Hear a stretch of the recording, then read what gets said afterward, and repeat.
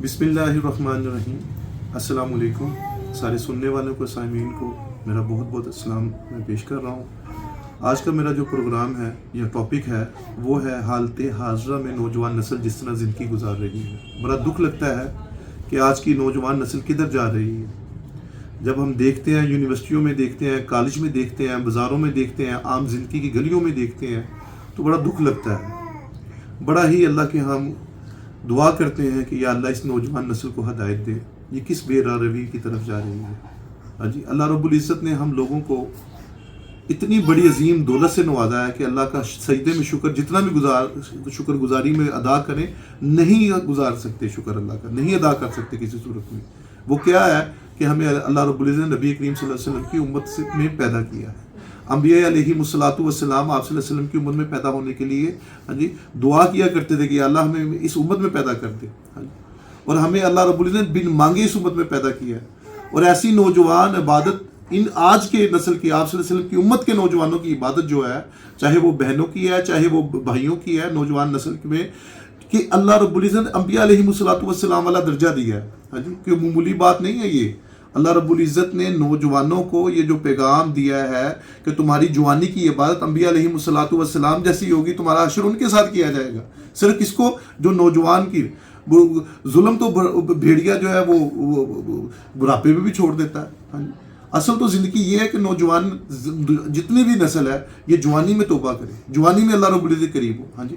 5 وقت اذان کی آواز جو ہے ہر نوجوان کے کان میں پڑتی ہے، یا الصلاۃ نماز کی طرف ہے، یا الفلاح کامیابی کی طرف۔ آخر میں مؤذن کیا کہتا ہے؟ ہاں جی، سارے سنتے ہیں، نوجوان نسل ساری، میری بہنیں مسلم بھائی سارے سنتے ہیں۔ کیا وہ کہتا ہے جی آخر میں؟ پتہ ہے نا جی کیا کہتا ہے؟ لا الہ الا اللہ، اللہ کے سوا کوئی عبادت کے لائق نہیں۔ یہ کس چیز کی دلیل ہوتی ہے؟ ہاں جی، یہ پیغام ہوتا ہے ہر اس تاجر کو، ہر اس دکاندار کو، ہر اس ادارے کے آفیسر کو، ہر اس مسلمان کو جس کے کانوں میں یہ آوازیں گونجتی ہیں، اس کو یہ پیغام ہوتا ہے کہ کوئی عبادت کے لائق نہیں، صرف اللہ عبادت کے لائق ہے۔ چھوڑو سب کچھ اور اللہ کی طرف چلو۔ آج کی نوجوان نسل ایسی گناہوں میں گری ہوئی ہے کہ اس کو اس چیز کا پتہ ہی نہیں ہے۔ ہاں، مرنے کے بعد پتہ چلے گا، پھر یہ کہے گا اللہ لٹا دنیا میں تیری عبادت کروں گا۔ اس وقت کا رونا، اس دور کا دھونا کام نہیں آئے گا۔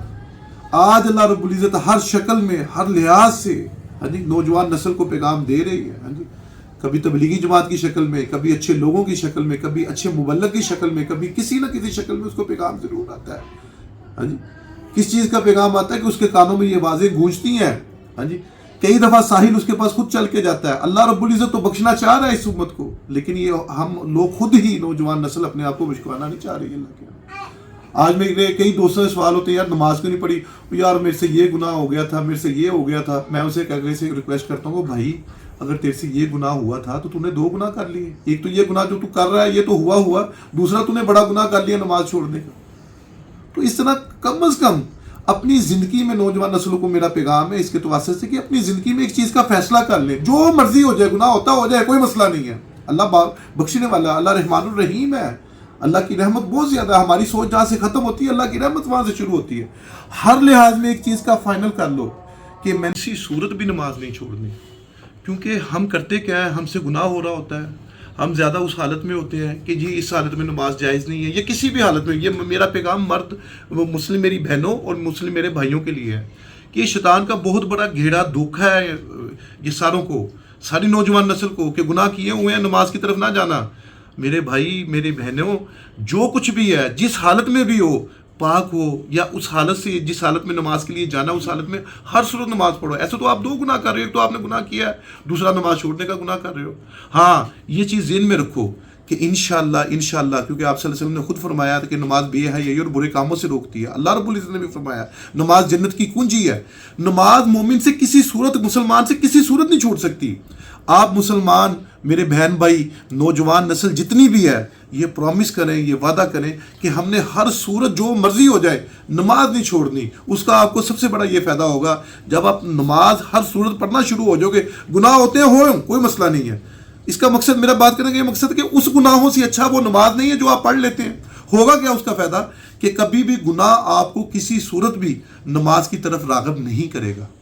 ہاں نماز گناہ کی وجہ سے ہوئے ہیں، آپ نے نماز پڑھ لی ہے، انشاءاللہ وہ جو نماز پڑھی ہے اللہ کے گھر مسجد میں آپ گئے ہو، حی علی الصلاۃ و نماز کی طرف، حی علی الفلاح و کامیابی کی طرف، جب آپ مسجد میں گئے ہیں آپ نے اپنے آپ کو وضو میں کیا ہے، پاک کیا، اللہ اکبر کہا ہے، سبحانک اللہم، اللہ کی پاکیزگی بیان کی آپ نے اللہ رب العزت کی تعریف بیان کی ہے، السلام علیکم ورحمۃ اللہ کہہ کے آپ گھر پہ واپس آئے ہو، اللہ نہ کرے پھر گناہ ہو گیا، کوئی بات نہیں، عصر کی نماز پڑھو، پھر گناہ ہو گیا کوئی بات نہیں، مغرب کی نماز پڑھو، انشاءاللہ یہ جو نماز ہے آپ کو ایک نہ ایک دن ان گناہوں سے دور لے جائے گی۔ ہاں، اور یہ کبھی نہیں ہو سکتا کہ گناہ بھی کرتا رہوں اور نماز بھی نہ پڑھوں، تو پھر یہ کبھی نہیں ہوگا میرے بھائی، یہ میرے بہن بھائیوں، کہ آپ کو یہ جو گناہ ہے آپ کو مسجد کی طرف لے جائیں گے۔ نماز ہی جو ہے یہ ہر صورت آپ کو گناہوں سے چھٹکارا دے گی، اور نماز ہی راہ نجات ہے۔ آخر میں صرف ایک حدیث کا مفہوم بیان کرتا چلوں۔ میرے محبوب صلی اللہ علیہ وآلہ وسلم نے فرمایا کہ جو شخص 5 وقت کی نماز پڑھے گا اللہ رب العزت اس کو 5 انعامات دیں گے۔ 5 وقت کی نماز پہ 5 انعامات ہیں۔ سب سے پہلا انعام کیا ہے؟ مفہوم تشریح حدیث مبارکہ کا کہ سب سے پہلے اللہ رب العزت دنیا میں اس کے رزق کا مسئلہ حل کر دیں گے۔ آج نوجوان نسل ساری کو کتنے رزق کے مسئلے ہیں، کسی کو جاب کا مسئلہ ہے، کسی کے پاس سیل میں نہیں کر رہا ہے، کوئی کسی کے پاس بینک میں ملازم ہے، کوئی کسی کے پاس چائے بنا رہا ہے، ہر بندے کو کسی نہ کسی کو مسئلہ ہے، مسائل ہے۔ تو اللہ رب العزت نے خود فرمایا، آپ صلی اللہ علیہ وسلم نے خود فرمایا، جس کا مفہوم ہے تشریح ہے کہ اللہ رب العزت 5 انعام دیں گے۔ پہلا انعام کیا ہے؟ رزق کا اللہ رب العزت مسئلہ حل کر دیں گے۔ تو رزق کے مسئلے کے حل کے لیے کیا ہے؟ اور میں ایک بات یہاں پہ کرتا چلوں، چاہے کوئی غریب ہے چاہے کوئی امیر ہے، جس طرح کا عہدہ ہوتا ہے، اگر وزیر اعظم ہے، صدر ہے، اگر وہ کسی ایسے بندے کو کوئی بات کر دے کہ میں آپ کو جاب دوں گا، نوکری دوں گا، تو پورا یقین ہوتا ہے یہ دے سکتا ہے، یہ کر سکتا ہے، کیونکہ اس کے پاس عہدہ ہے، اس کے پاس طاقت ہے، اس کے پاس سب کچھ ہے، یہ کر سکتا ہے۔ اس کے عہدے کے حساب کے ساتھ اس کی بات کا اعتبار کیا جاتا ہے۔ لیکن یہاں پہ قابل غور جو بات ہے وہ یہ ہے کہ جب اللہ رب العزت اور اللہ کے محبوب صلی اللہ علیہ وآلہ وسلم، جن کے لیے ساری کائنات بنائی گئی، جب وہ خود فرما رہے ہیں کہ 5 وقت کی نماز کے اوپر 5 انعام ہے، اور پہلا انعام کیا ہے؟ رزق کا مسئلہ حل کر دیا جائے گا، تو کدھر بھٹک رہے ہو؟ نوجوان نسل کدھر جا رہے ہو آپ لوگ؟ تو آپ لوگوں کو احساس ہونا چاہیے، پتہ ہونا چاہیے کہ وجہ کائنات محبوب صلی اللہ علیہ وآلہ وسلم رحمت للعالمین، انہوں نے خود فرمایا ہے پہلا انعام کیا ہے؟ رزق کا مسئلہ حل ہو جائے گا۔ تو اس پہ اعتماد کیوں نہیں ہے؟ کبھی سوچا آپ لوگوں نے؟ کبھی سوچا اس نوجوان نسل نے؟ ہاں جی۔ اور دوسرے نمبر پہ کیا اللہ رب العزت کے نبی صلی اللہ علیہ وسلم نے فرمایا؟ دوسرا انعام کیا ہے؟ قبر کا عذاب معاف کر دیا جائے گا۔ تیسرا امال نامہ دائیں ہاتھ میں دیا جائے گا۔ چوتھا پلسرات سے بجلی کی طرح گزار دیا جائے گا۔ 5واں بغیر حساب کتاب جنت میں داخل کر دیں گے۔ یہ نوید، یہ بشارت ہم مسلمانوں کے لیے ہے، یہ نوجوان نسل کے لیے، یہ ہر مسلمان عورت مرد کے لیے ہے۔ ہاں جی۔ تو اس لیے کچھ بھی ہو جائے، یہ میرے میسیج، یہ میرا پیغام میرے چاہنے والے کے لیے، سننے والے کے لیے ہے کہ آج سے یہ تہیہ کرنا ہے، گناہوں کی زندگی جیسی بھی ہے میں نے نماز نہیں چھوڑنی، ہر صورت میں نے 5 وقت کی نماز ادا کرنی ہے۔ جب آپ یہ تہیہ کر لیں گے، ایک تو آپ اس فضائل میں شامل ہو جائیں گے، اور دوسرے نمبر پہ انشاءاللہ بفضل خدا آپ کی زندگی سے گناہ بھی کم ہو جائیں گے۔ السلام علیکم جی۔